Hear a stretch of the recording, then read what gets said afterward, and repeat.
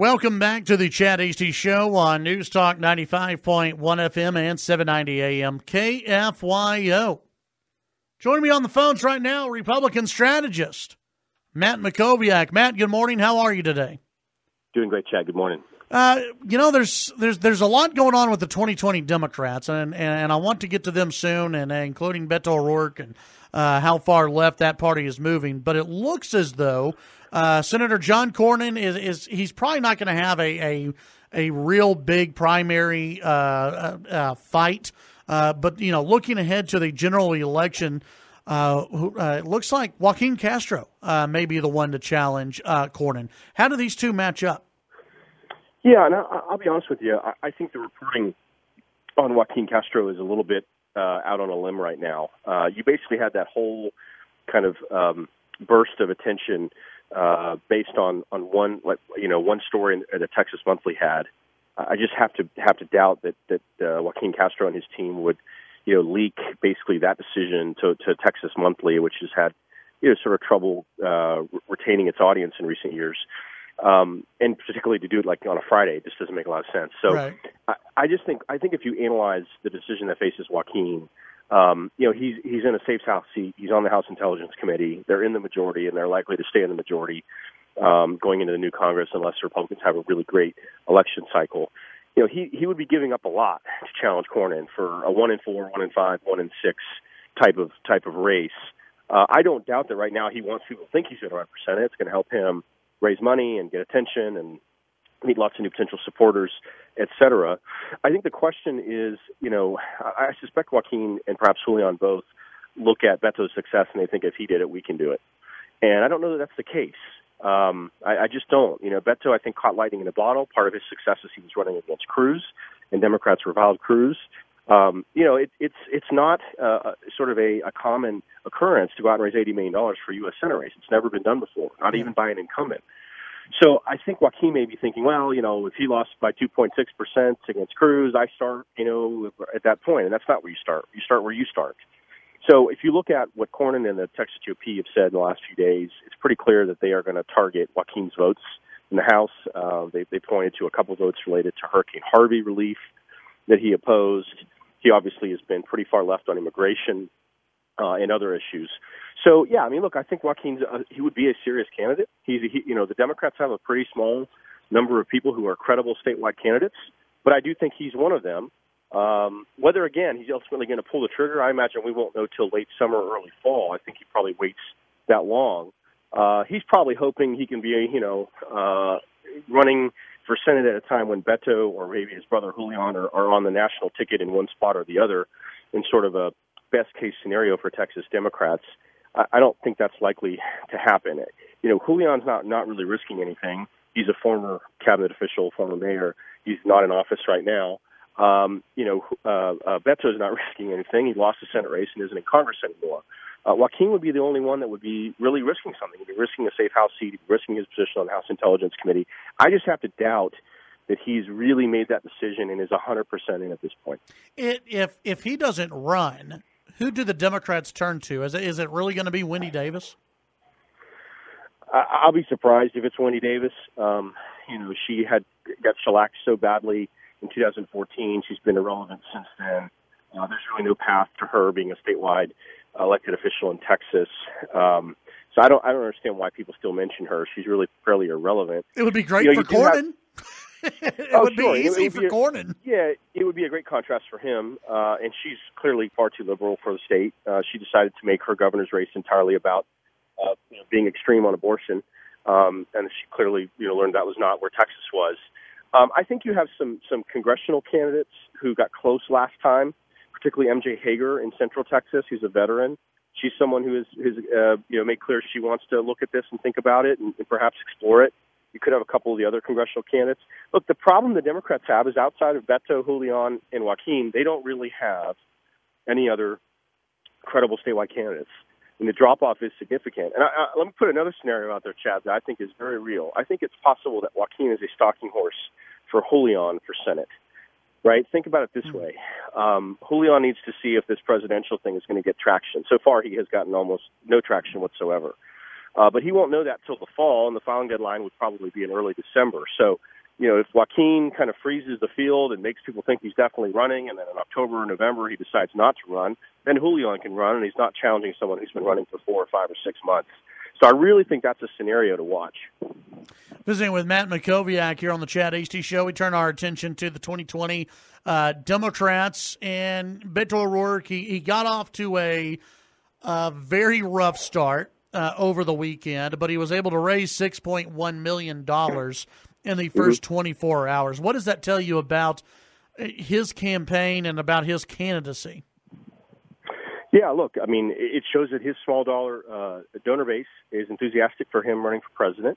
It's a significant amount of money, and it shows he's going to be a first-tier candidate with the resources needed to be competitive. But it was a very mixed campaign launch. There's no question about it. I don't think they were prepared for the onslaught of negative stories that developed.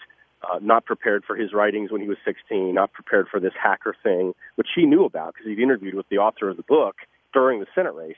So he knew it was out there. The team didn't clearly appear to be prepared for it. I don't know what kind of campaign kind of infrastructure he has right now. He has an ability to go into a coffee shop and stand on a table and talk to people for 45 minutes. Outside of that, I don't know what other capabilities they really have. Look, he's a threat. He wasn't a threat to any Democrats when he was running against Ted Cruz. And so that's why he wasn't vetted. Nobody looked into his background. Nobody made him answer questions. It was all about personality. It's not about that now. He's a threat to Bernie. He's a threat to Kamala Harris. He's a threat to all these first-tier Democratic candidates. And he's going to be a threat, I think, to Joe Biden as well, who's likely to get in the next few weeks. So he is in a totally different situation now. And I think he's mistaking kind of the adulation he got when he was running for U.S. Senate. He was one Democrat running against a Republican in Ted Cruz that all Democrats hated. That's very different than saying to the Democratic primary electorate, choose me to be your nominee for president.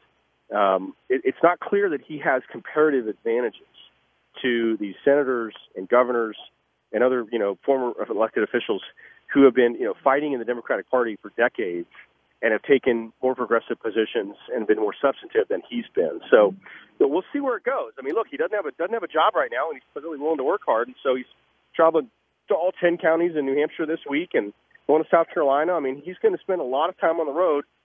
And these senators and governors cannot commit that same amount of time. Yeah. It's not right now. Would you say that his advantage right now is the media love affair that even though they published all these stories about him, they still kind of love the guy? And you don't see that with Kamala. You don't see that with Elizabeth Warren. You're not really seeing that media love affair with anyone other than maybe Bernie Sanders, maybe Joe Biden for now, and Beto O'Rourke. Yeah. It'll be interesting to see whether the kind of media saturation that he's gotten over the last 3 or 4 days, whether that can continue. Were they just covering his launch and now he's going to be one of 6 or 7 first-tier, second-tier candidates? Or is he going to continue to dominate, cable news? I don't think he is. I mean, we haven't seen his other events get carried live. That was really just that first event in Iowa where he was launching his campaign. Yeah. And we're going to enter a different phase here. Joe Biden, as I said, likely to get in the next couple of weeks. I think there'll be a couple others perhaps get in. The Montana governor, Steve Bullock, may get in. Congressman Eric Swalwell, who's on the House Intelligence Committee, maybe a couple others.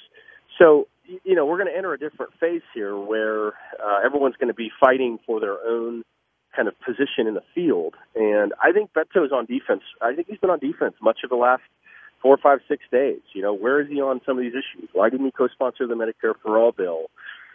Where's the substance? What are his actual plans? What does he stand for? I just have to wonder, if you're a moderate Democrat, you're going to prefer Biden, I think, over Beto. And if you're a progressive, you're going to prefer, the hard left progressives in this field over Beto. I just have to wonder what his constituency is going to be among the Democratic primary electorate. But before I let you go and we wrap it up, there was a poll that came out, I believe, from CNN yesterday. It said 71% believe the economy is in a favorable position, and they credit a large portion of that President Trump. If 71% feel good about the U.S. economy going into 2020, that's got to be great news for the president in terms of re-election, correct? Yeah, absolutely. We had good economic standing and good economic numbers in the midterms, and that obviously didn't help. And so it does raise the question of, does the economy matter to voters when it's good? We know it matters to them when it's bad. But I don't know that a president gets the same level of credit when it's good as they do blame when it's bad. And so that is one question. But obviously Trump was not on the ticket, not on the ballot in November of 2018. But, yeah, I mean, look, he needs to make the reelection about socialism and about the economy. Yeah. And make it clear the Democrats are a threat to the direction the economy is taking. $100 trillion in new spending, tax increases, more regulation, less private sector employment. These are all threats to the direction the country's been going economically. And so part of this, I think, is he's got to kind of step back a little bit, which goes against really his instincts and what he wants to do. But he's got to step back and let the Democrats and their crazy ideas sort of come to the fore and get a lot of attention. He needs to let that kind of play out. Meanwhile, continue to work on addressing these trade issues, working things out with China, some of the other things that he's working on, infrastructure, obviously border security. If he can continue to make progress in all those areas, he's going to start to get more and more credit at a time when Democrats are going further and further left. Matt, tell folks about your newsletter and also your next podcast. Yeah, Must Read Texas is the newsletter. We take all the news from around the state, put it in one clean email every day morning, and deliver it to over 3,000 subscribers in Texas. You can sign up for a free 1-week trial at mustreadtexas.com. The podcast is called Mac on Politics, 126 episodes currently. Most recent episode is with Arthur Brooks, president of the American Enterprise Institute, has a great new book out titled Love Your Enemies. You can find that podcast in the iTunes Store, on Stitcher, on Spotify, on Google Play, and on the website, maconpoliticspodcast.com. All right, Matt, as always, appreciate your time, and we'll visit with you next week. Thanks. That's Matt Mackowiak.